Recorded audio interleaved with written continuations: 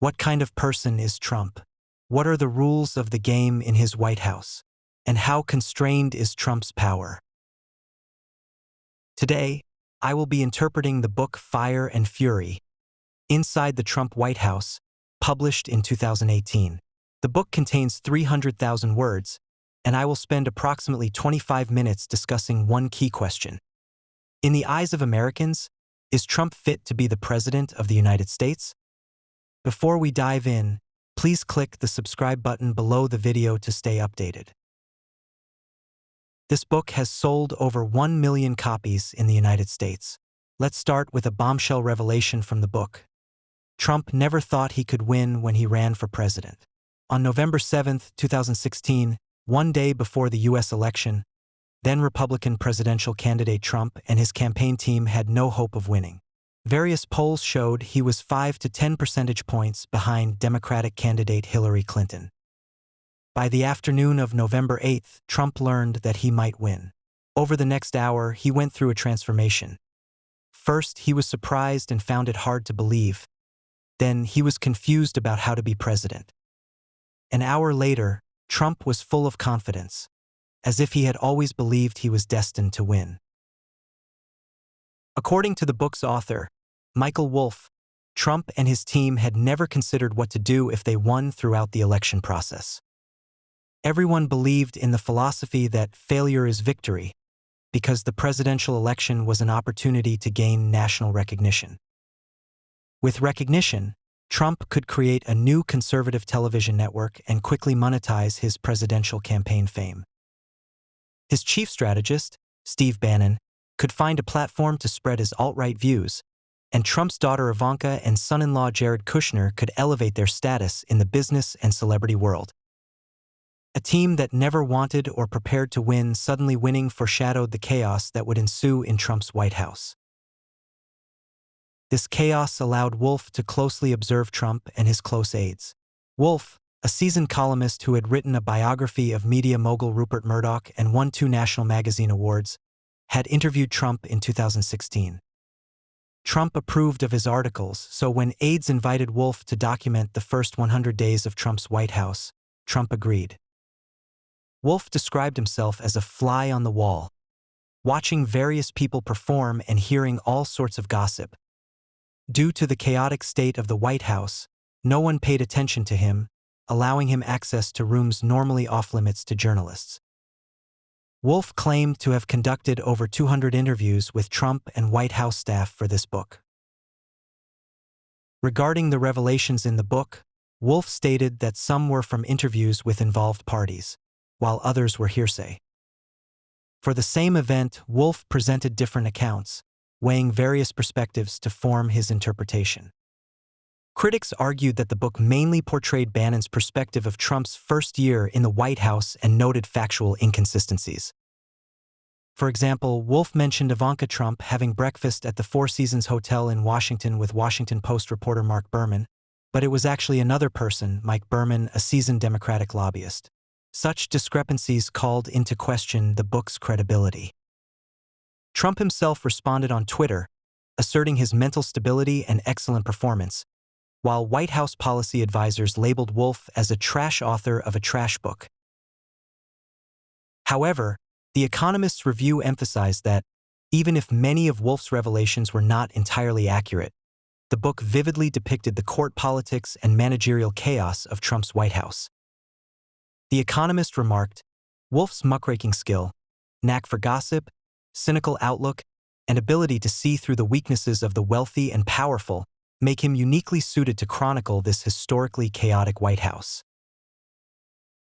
Next, I will delve into 3 key aspects revealed in the book to help you understand its main content.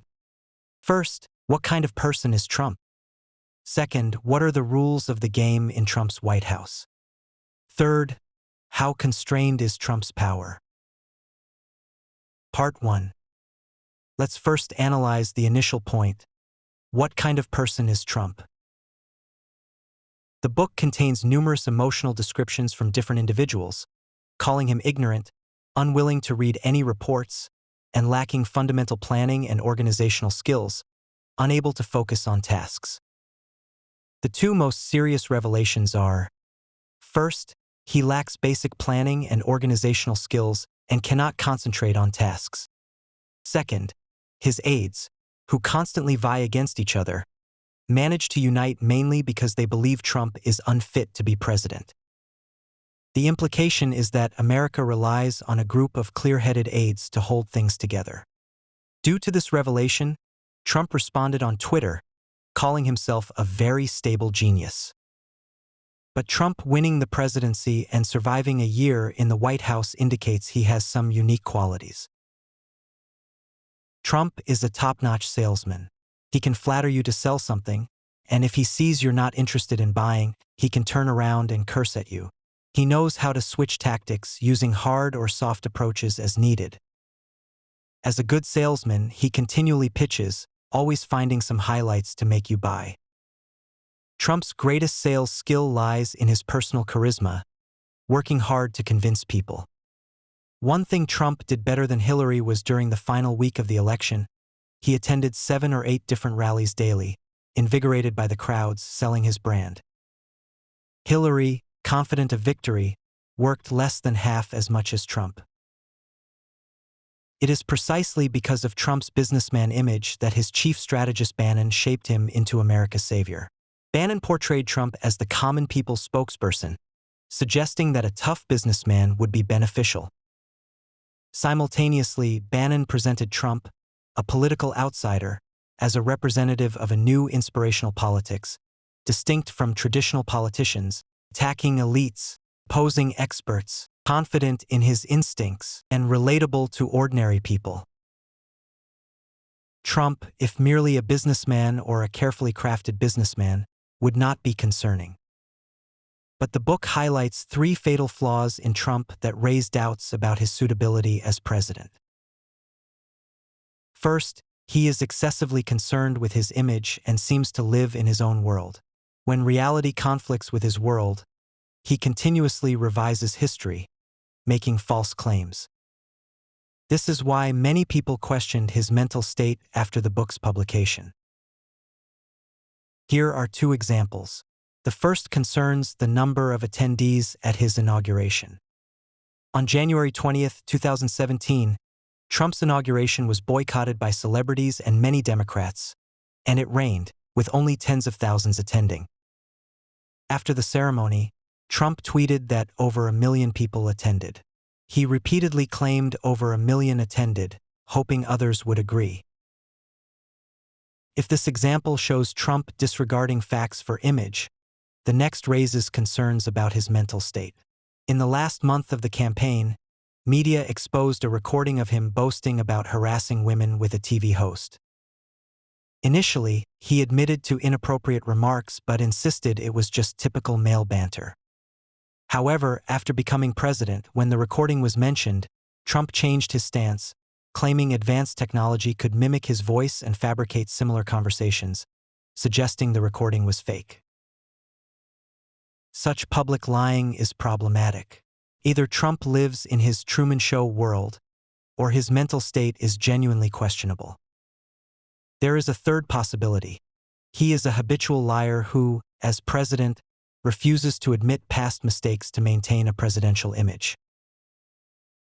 Trump's second flaw is related to his need for validation. He cannot stand others overshadowing him, acting very childishly. Bannon first felt sidelined when he appeared on the March 2017 cover of Time magazine with the title President Bannon. Many believed Bannon made Trump president, and Time represented this view. Bannon was also influential in the early Trump White House, wielding significant power behind the scenes. Trump couldn't stand this. After the Time article, he ignored Bannon for a long time. Trump's third flaw is his lack of firm beliefs or opinions, easily swayed by the last person he speaks to. Bannon noted that Trump has no fixed opinions, only wanting flattery. Essentially, he is like soft marshmallow, moldable by anyone capable.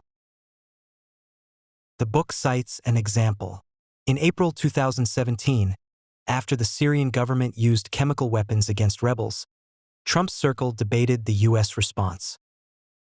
Bannon argued from a realist perspective that the U.S. had no core interests in Syria and shouldn't provoke Russia by using force. Initially, Trump agreed, following his America First campaign stance of minimal international involvement. However, Kushner and Ivanka believed Syria needed to be taught a lesson. Knowing her father couldn't grasp international politics, Ivanka had aides create a PowerPoint with pictures of women and children suffering from the chemical attack. Knowing Trump was easily moved by such images, Ivanka's tactic worked, and Trump decided to launch a cruise missile strike on Syrian targets the next day. In summary, the book portrays Trump as a skilled salesman with sales techniques and an understanding of consumer psychology, packaged by Bannon as a fresh political figure fighting for ordinary people. However, his first year in the White House exposed three significant flaws: excessive concern for image, living in a fantasy world, and habitual lying; being childishly competitive and unable to stand others' success; and being easily swayed, lacking firm beliefs. These flaws made many Americans uneasy about entrusting him with the nuclear button and shaped the unique court politics of Trump's White House. Part 2. Now, let's discuss the second point. What are the rules of the game in Trump's White House? The answer is simple. There are no rules. It's a chaotic mess. This lack of rules starts with the absence of a well-functioning organizational structure. As mentioned earlier, Trump's campaign team never expected to win and never prepared for governance. For instance, unlike other candidates, Trump never prepared a transition team before the election to set up a basic personnel team for a smooth takeover. Winning the election without any preparation meant Trump's administration was chaotic and dysfunctional from the start. In a well-prepared organization, the White House Chief of Staff plays a crucial role, almost like a co-president or the chief operating officer of the entire U.S. government, controlling the president's schedule, time management, and information flow. In Trump's administration, at least for the first half year, there was no decisive chief of staff. The first chief of staff, Reince Priebus, was a transitional figure from the start, unable to determine who the president would meet, what reports he would read, or what schedule to follow. Trump had at least two invisible chiefs of staff, his son-in-law Kushner and chief strategist Bannon, who were constantly by his side, meddling in various affairs. No one could control the White House's daily operations or set rules, so chaos was inevitable from day one. The first crisis in Trump's White House occurred in February 2017, just over 3 weeks after Trump took office, involving National Security Advisor Michael Flynn. Flynn, valued by Trump for his significant campaign contributions, sought a high position. However, in the eyes of senior military officials, Flynn was a marginal figure, even mocked as a colonel in a general's uniform, lacking the discipline expected of a soldier. Like others around Trump, Flynn hoped to gain national fame through the campaign and then profit in the business world. During the campaign, Flynn accepted $48,000 from Russia for a speech and a dinner sitting next to Putin. Despite warnings from those around him that such actions were inappropriate and could jeopardize future government positions if Trump won, Flynn ignored the advice, not believing Trump had a chance. Such a person ended up in government but was forced to resign, becoming the shortest-serving national security advisor in U.S. history, due to private calls with the Russian ambassador and lying about it. Despite lacking a clear organizational structure, Trump's White House had an unwritten rule: the closer you were to Trump, the more influence you had. Thus, his aides constantly vied for his attention, feeding his ego, controlling his information flow, and whispering in his ear. According to Wolff, being close to Trump meant better interpreting his thoughts. Simultaneously, Trump, like an energetic child, favored those who pleased or distracted him the most. This star-centered approach meant no fixed procedures in the White House. Everyone's attention followed Trump's. Trump relished this, feeling like Louis XIV, the Sun King, bestowing favors and power at will. However, unlike Louis XIV, Trump lacked strategic calculation and was more whimsical. Everyone vying for Trump's favor led to power struggles among his close aides, resulting in three main factions.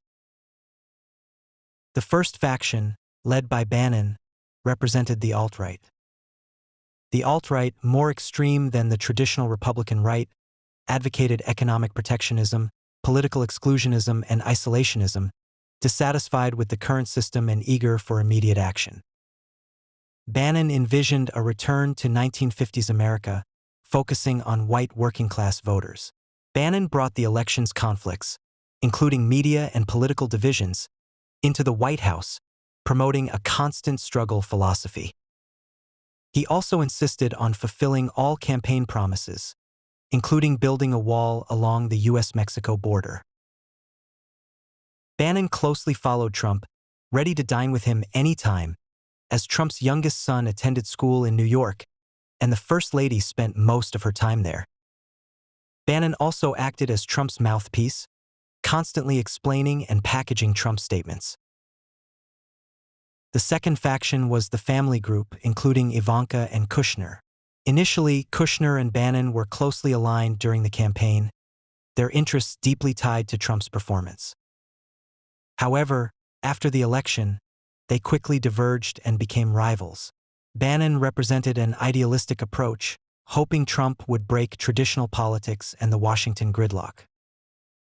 Kushner represented a pragmatic approach, aligned with Wall Street and big business interests, leaning towards democratic policies.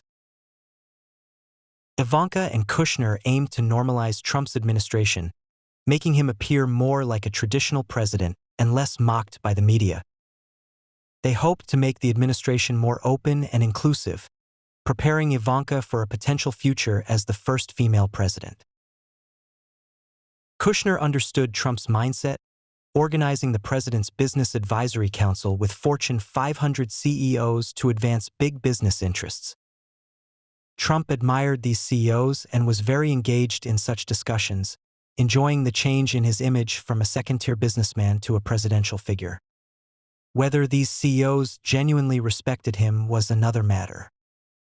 However, one CEO noted that Trump asked focused and interesting questions. Media coverage of these meetings helped elevate Trump's image. The third faction, led by Priebus and Speaker of the House Paul Ryan, represented the Republican establishment. With Republicans controlling the White House and both houses of Congress, they saw an opportunity to push their political agenda. Trump's major policies aligned with Republican goals, such as the unprecedented tax cut passed before Christmas 2017, attributed to Priebus and Ryan's efforts.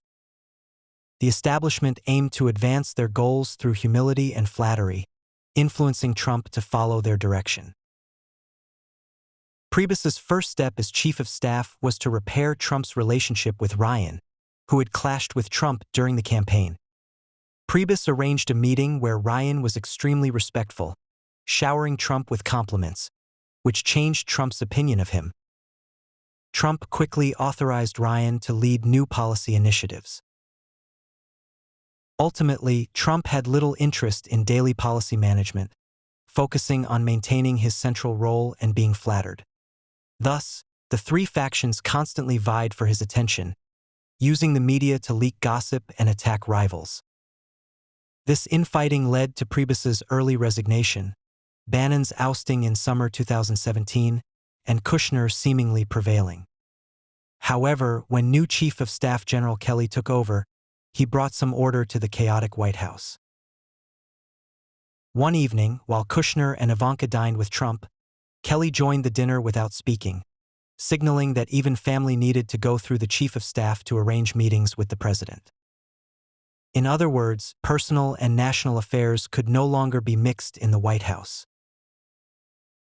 In summary, the game rules in Trump's White House were simple. There were none.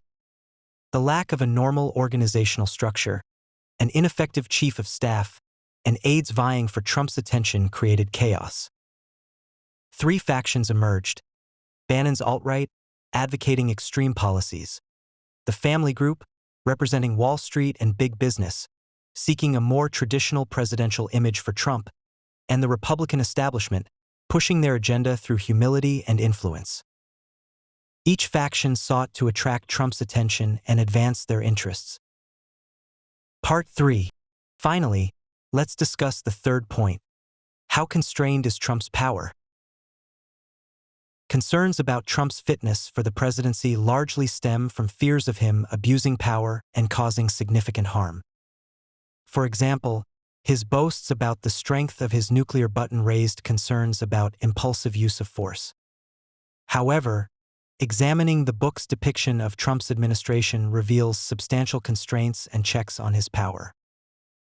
He faces opposition from the bureaucratic system and the need to balance various interests. The American political system is characterized by the separation of powers, with legislative power in Congress, executive power in the president, and judicial power in the Supreme Court.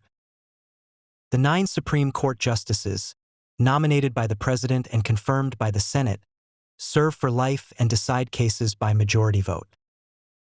This system ensures checks and balances but has led to gridlock in recent years, especially when the president and Congress are controlled by different parties, making it challenging to achieve anything in Washington. Media mogul Rupert Murdoch, with over 50 years of political observation, advised Trump that American presidents appear powerful but have limited time to advance their agendas. Murdoch said, "A president has at most 6 months to push their policies before becoming a firefighter, constantly battling the opposition." Bannon understood Murdoch's observation, knowing the initial months were crucial for advancing policies. However, he sought to deviate from traditional political paths, helping Trump promote the "Drain the Swamp" slogan, targeting Washington's bureaucracy and Congress. Bannon believed Washington's gridlock resulted from politicians' extensive knowledge and entanglements with various interest groups, leading to excessive caution. Trump, as a political outsider and billionaire, lacked such constraints, allowing him to act boldly. In this context, Bannon's strategy was to create chaos and seize opportunities, using the president's authority to sign executive orders without congressional approval. These orders are temporary and easily reversed by successors, but Bannon aimed to make immediate changes. He prepared a list of Obama-era executive orders for Trump to repeal and helped draft Trump's first executive order in the transition period, which restricted entry from 7 countries. This order, only 1 page long, was signed on Trump's first Friday in office, creating widespread confusion. Trump's unilateral action without informing cabinet members led to chaos in the Department of Homeland Security and airlines, unsure how to handle travelers from the affected countries. The poorly drafted order faced legal challenges, with a district judge suspending it, leading to Trump's demand for the Justice Department to overturn the ruling. Acting Attorney General Sally Yates publicly questioned the order's legality and was fired by Trump, highlighting the futility of fighting the entire Washington bureaucracy. Another example illustrates the limitations on presidential power. Trump wanted to repay favors to business magnate Carl Icahn, who had helped him financially. Icahn faced issues with an EPA regulation requiring biofuel in gasoline, which hurt his refinery business.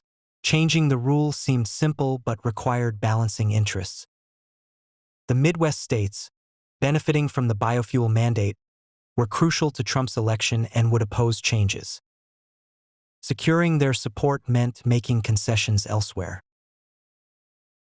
Trump realized that unlike in his business empire, where he had absolute control, presidential decisions required constant negotiation and compromise.